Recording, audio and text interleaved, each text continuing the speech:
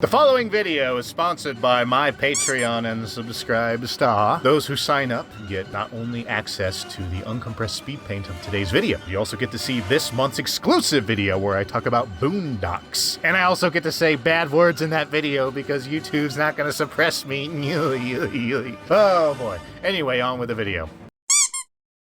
What's good, people? Agent Juice reporting for duty. There is a difference between a villain and an antagonist. Usually in pop media, we associate the antagonist of a story with the villain, because usually we're listening to a story about someone who is being, the protagonist is being acted upon negatively by an antagonist, so we associate that negativity with villains. But that is not always the case. What if your villain is the protagonist? How does your story change, if at all?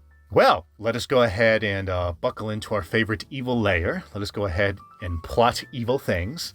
One of those things, of course, is going to be having a nice juicy butt, which we use to smash the like button. You like that little transition there?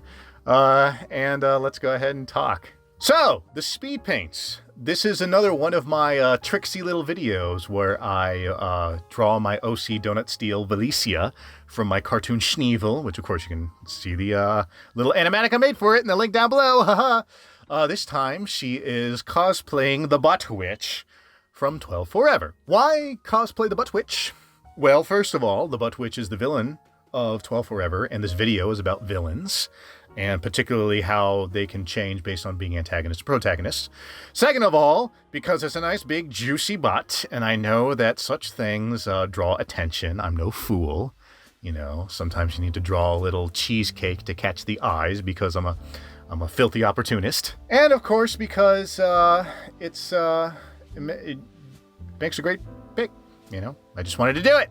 Yeah. And of course, because I'm doing that stealth shill thing where I associate an existing, more popular cartoon with my OC Donut Steel, so it makes you do that monkey brain association nonsense. Again, that's another one of my shrewd tactics that I'm doing here. A compelling villain, especially if the villain is an antagonist, I believe needs to be the opposite of what makes a compelling protagonist. The drum I always bang when it comes to the most interesting character on screen, which I always believe should be the protagonist, is that the most interesting character on screen is the one going through the most on-screen turmoil, the one who has to struggle the most, the one who suffers the most, the one who has to go through the most trials and tribulations, because that is an interesting story waiting to be told. A villain, however, I believe has to be the exact opposite.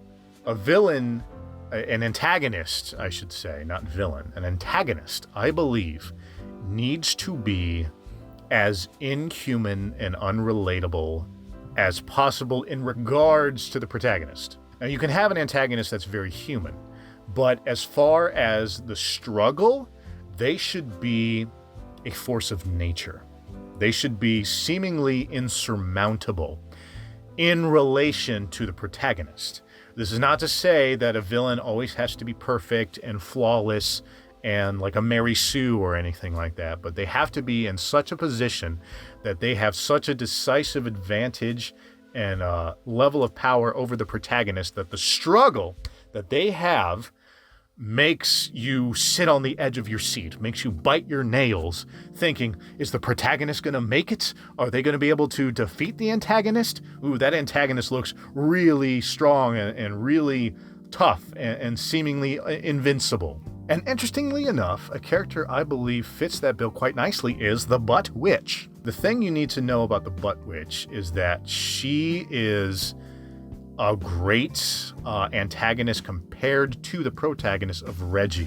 Reggie's whole thing, and I have actually broken this down before when I did a buttwitch speed paint earlier, link down below, of course, you gotta show those videos, is that Reggie wants to be 12 forever, hence the title of the TV series. She fears growing up. She fears womanhood. She fears puberty. She fears bodily changes. These things terrify her. And the buttwitch embodies all of that. The buttwitch is not only is she a grown woman, she is a voluptuous, sexually appealing grown woman, something that frightens Reggie. She has a man voice. She's the gender ambiguity is something that also frightens Reggie, because it's shown that Reggie has a sexual interest in girls, which at that young of an age can be understandably very confusing to a kid. And so the buttwitch is all of these overwhelming forces of nature, right? The nature of your body, of growing up. That is nature. The buttwitch is a force of nature, and it's overwhelming, and it's really damn good writing. The funny thing is that here I am showing Velicia, my character, dressed up as the buttwitch. But here's the interesting thing. Velicia is not the antagonist of my cartoon. She's the protagonist. So now we have this interesting conundrum of what if the villain, right, the bad guy, the one who wants to take over the world, is not the antagonist, but rather protagonist. What happens now? As you can see in this in the speed paint I'm making a cheeky, pun intended, little joke about Velicia saying that, ooh, this costume is really tight, you know, and I'm doing that on purpose because it's a show of vulnerability. It's a show of discomfort, which is a protagonist thing. Okay, Velicia is the protagonist of SCHNEEEVIL, despite being the villain. So she has to be the opposite of the buttwitch. Velicia has to be the one who is Reggie, who is scared, who is unsure of herself, and who has struggles, who's going through the most turmoil on screen. That is what I'm trying to aim for. Velicia knows that she wants to be a supreme dark sorceress. She knows she has to put on a facade of being like the buttwitch. She has to look confident and evil and flawless and overpowering in order to be a proper villain, because she's trying to be the antagonist to the people she's trying to take over. But because she is the protagonist, we, the audience, get to see that it's a farce, it's a facade. Velicia here, dressing up as the buttwitch, would prefer to be seen and feared as the buttwitch, you know, like the way the buttwitch lords and looms over Reggie and has such a clear grip on Reggie's fears and insecurities. Your face, so pasty, like an uncooked muffin. So many things to worry about when you're growing up. Breakouts are bound to happen. Face it. What's going on? I hope your insurance covers bracing. That's something Velicia wants, because she wants to be an evil empress. She wants to rule with an iron fist. She wants people to see her as insurmountable, as like the embodiment of their fears. And yet here she is wearing the super skin tight costume going like, oh boy, it really wedges up in the wrong places, man. And so that's a very protagonist thing to say. SCHNEEEVIL, my cartoon, is a joke. Velicia is supposed to be the villain. She's supposed to be an antagonist, but because she's the protagonist of her story, we don't see her that way. If anything, the Stellar Twins, which is the superheroes that always beat her up, are the antagonists. So they're the ones being shown as in relationship to Velicia as flawless, as like the manifestations of her fears, this unstoppable force that she has to overcome in order to meet her goals. But Velicia, she's the villain. She's supposed to be the feared one. She's supposed to be the buttwitch, right? You're supposed to be Reggie. She's supposed to be the buttwitch, not the other way around. But that frustration is the reason why I'm making her the protagonist of the story, and it's the reason why I want her to struggle. And so she is the villain in her story, but she's the protagonist.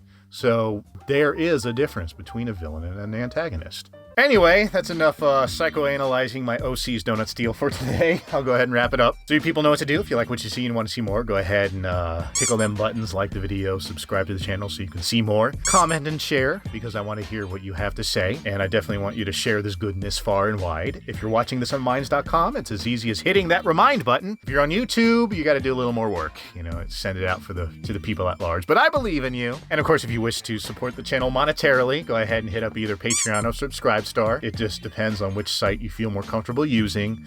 They both have the same perks. all levels of contribution have the same perks. Especially hit those up if you want to see not only this uncompressed speed paint, but if you want to see the Boondocks video I made for this March, the exclusive video, definitely do that. And of course, if you just want to stalk me elsewhere on the internet, here are my links on the screen here. Definitely pay attention to Minds.com, of course, unless you're already watching this on Minds, in which case, good on you. Minds is the alternative site to these mainstream sites, and I always want to encourage that market diversity. But anyway, with all that said, I thank you for spending this time with me. I do hope you stick around, you know, especially when I indulge myself and draw my OCs. And until next time, adieu, seers.